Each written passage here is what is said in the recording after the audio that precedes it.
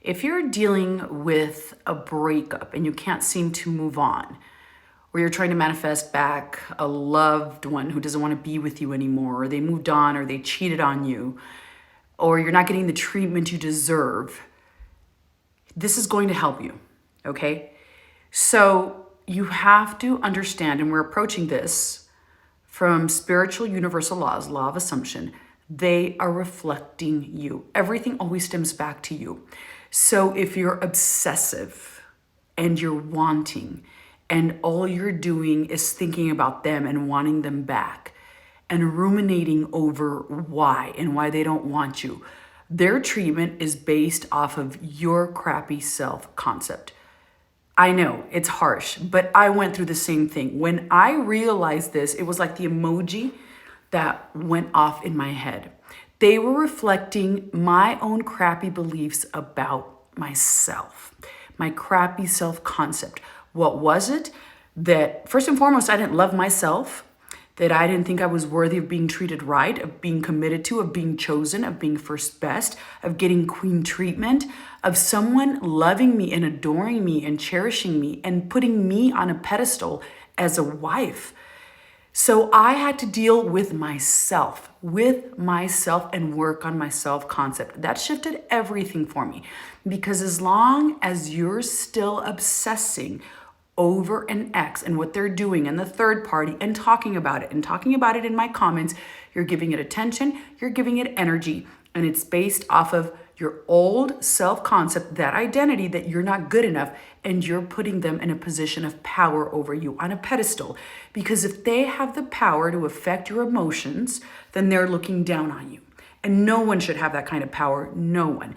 When you hear to put yourself on a pedestal and make yourself the center of your universe, that's exactly what it means.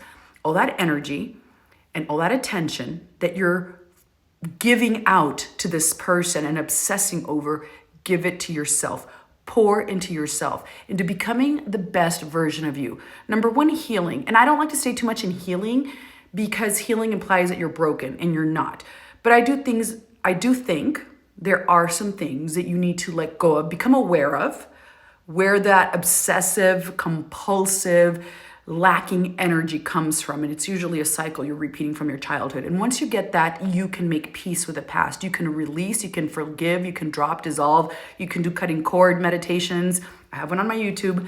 There's lots of things you can do, because you don't want to stay in healing, because you are whole and you're complete. What you want to do is let go and release the limiting beliefs and the crappy self-concept that made you align with this type of situation and this type of treatment. Once you understand that, then you can start leveling up your self-concept. What does it entail? A lot of inner work. I started with meditations, but you can do mirror work. And I have videos on this. I know someone posted or asked the question, well, what's mirror work? Mirror work is essentially looking in the mirror and telling yourself that you love yourself, that you're worthy. It's giving yourself the love, the approval, the validation that you're looking for someone else to give you. Because as long as you're in obsessive chasing energy, you are repelling people. Lacking, needy, chasing energy repels. And not just people, but your manifestations. When you're in lack, you're attracting more lack. When you're in neediness, you're creating more situations where you're needy. So you want to shift those emotions where you feel and you operate from a state of being whole and complete and knowing that you get everything you want. It is a shift. It requires inner work. It requires always bringing it back to yourself and stopping externalizing everything. You're always the cause. Everything always starts in our mind, in our imagination, what we're believing and assuming about the situation, and our outside world mirrors it. It is that simple. It's hard for people to believe this. It is simple. Is it easy to implement? It can be. It can be, because you can shift from one moment to the next, the quantum jumping that people talk about, or the quantum shifting. Or you can toil and toil for weeks or months if you keep on living in the past and obsessing over an ex or over a specific person or over a breakup, over whatever.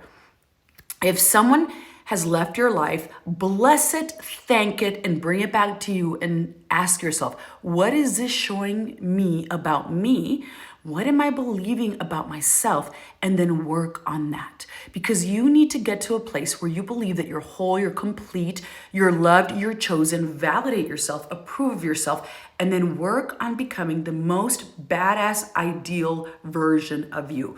Sit with yourself, get very, very clear, and ask yourself, and get a journal, get a pen, and ask yourself, if I was living as the ideal version of me right now, if I had everything, looks, body, money, career, happiness, joy, lifestyle, who would I be? How would I act? How would I treat myself? How would I behave? What kind of decisions and behavior would I be embodying? Step into that. Do that. Step into that. Become that right now. In your mind, step into that version of you, the ideal version of you, who doesn't put up with crappy treatment, who when someone says they don't want you, you release them and you let them go because something better always comes along, their loss, and they always come back. You have to create those beliefs and assumptions and believe it about yourself, embody them and live them. And I'm going to tell you, they're going to come back. And here's what happens.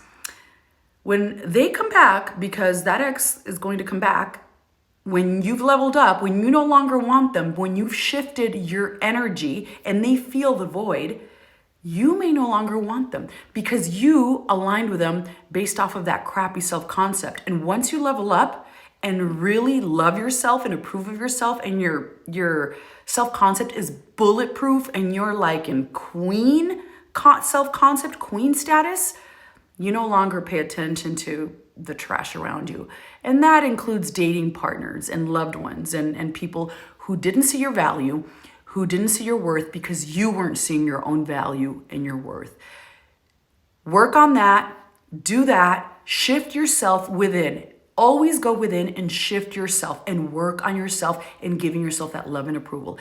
And I promise you, my love, it will transform everything in your life. And one last thing, and from the place where you are living and embodying the ideal version of you, you become so attractive and so magnetic. I'm telling you, I live this. You naturally attract in people, situations, circumstances. Everything just comes into your life because you become so magnetic. Because when you're happy and joyful and vibrating at a high frequency where you love yourself and you love your life and you're in appreciation and authenticity, you're naturally so magnetic and radiant. It just happens naturally. You don't have to chase and you don't have to look for anything or anyone. It shows up naturally. That's the beauty of these spiritual universal laws. I'm telling you. I've lived it, so have plenty of the other people who are on here. Try this. Try it and shift into this. And then come back and let me know how it impacts your life. I'd love to hear your feedback.